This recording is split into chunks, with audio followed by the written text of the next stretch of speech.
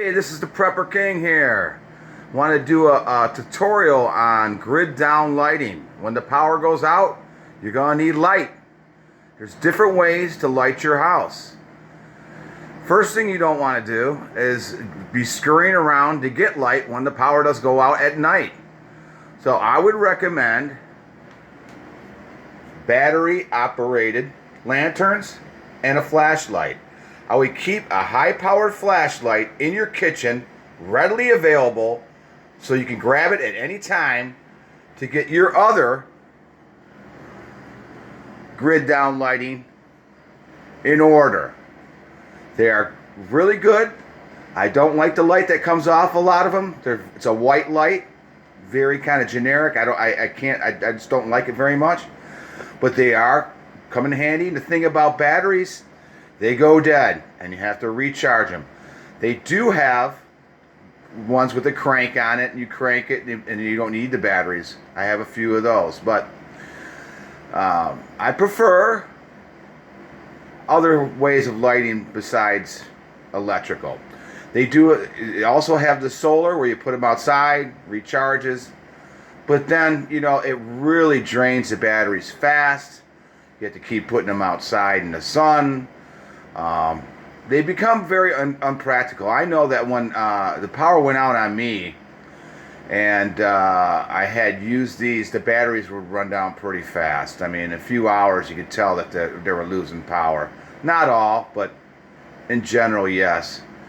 Then we have the Coleman, old-fashioned Coleman lanterns that use the camp fuel. Actually, this one's from the 70s. I still have it. They throw a ton of light. Probably, just enough, if not more than this big battery-operated lantern. But this will light up a whole room, a whole area. That's why they're used for camping, to light up your camping area where you're camping. They are very fragile, the mantles that are needed for these things, these mantles here. They're very fragile. Keep extra ones on hand. Keep extra fuel on hand. Very important to keep extra fuel and extra mantles on hand. I always keep a whole stock full of them. Then you get into oils, and I find this to be the best. Why wasn't this out there? I mean, in the prepper community, this has got to be probably the best. What happens before we had electricity and before they had candles? They had used oil lamps. And I find that these Dietz Hurricane lanterns are the best of them all, because this is the little one, uses a smaller wick, and this uses a bigger wick. The bigger wick throws more light, so you might want to get one with a bigger wick in it, and keep extra wicks and keep extra paraffin oil on hand. You have to clean these once in a while. I found by cleaning these chimneys, these are called chimneys, on these oil lamps, you could stick some newspaper in there and twirl it around, and it gets the soot out of there. But they work great, and if you fill up paraffin oil in the bottom of these oil lamps, they can last days. I mean, they sip it, and if you got a 25-gallon thing of, you can use kerosene in these. You got a 25-gallon jug of kerosene. This will last a long time, very, very long time. So I prefer using this. I've had the power go down on me. I put one of these in every room or whatever rooms we're using, and it works great. Doesn't throw the most light out there. Back in the old days, when they came to using kerosene, and you probably won't find one of these anymore, but you used to have this. This is a Rayo. This is a Rayo lantern. It uses a circular center draft wick, and this can throw light tremendously. It's like a 65 to 75 watt bulb, and it also throws good heat. If it's in the wintertime, this can throw a lot of BTUs. I'm thinking up to 2,700 to 3,000 BTUs, these rails. It's a center draft lamp. The air gets sucked in through these holes in the bottom, gets up center draft, which makes the light a lot brighter. I don't use this lamp often, but if in a grid down situation, this lamp will come in handy for using on a special occasion to light up a whole area and not have to use batteries or propane or whatever. And then we have propane. There's a propane lantern. This is an older one. Works great. Same thing. Got to watch out for the mantles in there. They're very fragile. Keep extra on hand. Great way to light. Just as bright as these camp fuel ones that use the white gas. Then you also have more. We have a lot of ways to light your house, don't we? Then we have candles. These are from the dollar store. I mean, if you're starting out on your lighting preps, these are probably the way to go. I mean, they're only $1 each. Each candle lasts 6 hours. And I found this nifty little at this Salvation Army store. I've got this nifty little lantern thing that holds candles. You open it up. See, you get candles in there. You stick them in that little thing right there, and you have pretty good light. Way to go. Very cheap.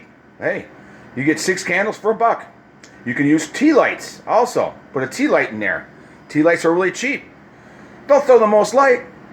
That's why they go by candlelight power, because that's what was used in the old days, and everything was based on candlelight power. So it's good to have this. It's good to have multiple ways to light your house. Now you're going to get into something else. Here I got this one lit up already. Wow, is that bright, huh? Nice light, huh? Well, this is on solar. And right now it's using a battery backup, which I created. Now go through this in another video. Right here. I even have a light down here. Oh, it's not working. But anyways, there's a battery backup, 2 deep cell batteries, and I use it for multiple things. And this is hooked up to a Harbor Freight solar system, and they're not that expensive. Get the 100-watt solar system. This is the older one, and I'm still using it today. So it does work, and it does, hold up pretty well. I'll do a tutorial on that in the future.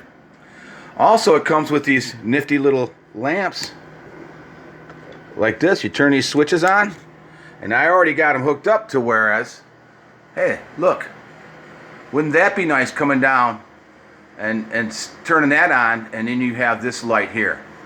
So many ways to light your way through a power outage. And let me tell you, you need the fuel, you need the wicks, the mantles, lighters, matches, and everything else to keep your lighting going during a grid down situation or any emergency. So to have multiple ways of having light is crucial. Just don't rely on batteries. Batteries is not the way to go for a long-term grid down situation. The best is paraffin oil, which is like kerosene. It's refined more, it's cleaner, it's great for lighting. It's a little brighter, less sooty. That's the way to go. I find that I've had the power go off many times here. That's why I have these different things to light our ways. This would be great for your garage in a grid down situation or on a porch. Okay, there's different things for different applications when it comes to grid down lighting. Hey, this is the Prepper King here. I am going to do another tutorial on grid down lighting in the future. Hope this is helpful for you. Go out there and get these things now while you have chance. Who knows, the power can go down for a long time, and at least you're got one up on keeping your place lit when it's dark out. Have a great day. This is the Prepper King. Like and subscribe. Crunch that bell down there. Subscribe to my channel. I'll be coming out with videos all the time on how to be prepared in emergency situations. Rock on, everybody.